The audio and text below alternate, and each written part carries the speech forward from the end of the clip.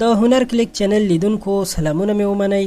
نن در سره د طارق جمال د ژوند حالات شریکوم چې د پښتو یو وتلی اداکار دی. طارق جمال چې په لسګونو او سلګونو فلمونو او ډرامو کې کار کړی، نن سبا چرته دی او څنګه ژوند تیروي او هغه د خپل ژوند باره کې څه وایي. دا ویډیو تر اخره وګورئ.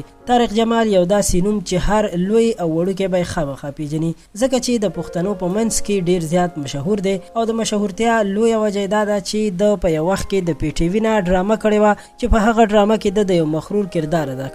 دغه کردار دومره طبیعي و چې دا یې په ټولو خلکو وپیژندو او بې حده مشهور شو، حتی چې ماشومانو هم وپیژندو چې د هغې نه پس یې په بېشماره فلمونو، ډرامو او سی ډي ټیلی فلم کې کار وکړو. طارق جمال چې نن سبا پېښور حیات آباد کې ژوند تیروي، څه موده وړاندې په یو احتجاج کې شرکت هم کړی و چې نور اداکاران هم ورسره وو چې اداکارانو ته د کار ورکولو لپاره د حکومت نه په کلکه غوښتنه کوله چې مرسته د اداکارانو سره وشي، ځکه چې ډیر اداکاران نن سبا د بد حالت نه تیریږي. طارق جمال وایي چې ولې نن سبا پښتو ډرامو کې ډیر ناراضي. هغه پخپله وایي چې نن سبا کوم ټیلنټډ اداکاران دي، هغوی ته د خپل کار او تجربې په لحاظ پیسې نه ورکول کیږي او د هغوی په ځای باندې نوي اداکاران په کمو پیسو باندې راځي. نو دوستانو دا خبره بالکل ټیک هم ده، ځکه چې موبایلز د کله نه زموږ ستاسو ژوند ته راغلی، نو هر سړي د ځان نه اکټر جوړ کړی دی او ځان لا ډرامې او مزاحیه کلیپس جوړوي او په یوټیوب باندې اپلوډ کوي. خو کوم پیغام او خوند چې د دې مشرانو په ډرامو کې هغه نن سبا په دې واینز او کلیپونو کې نشته.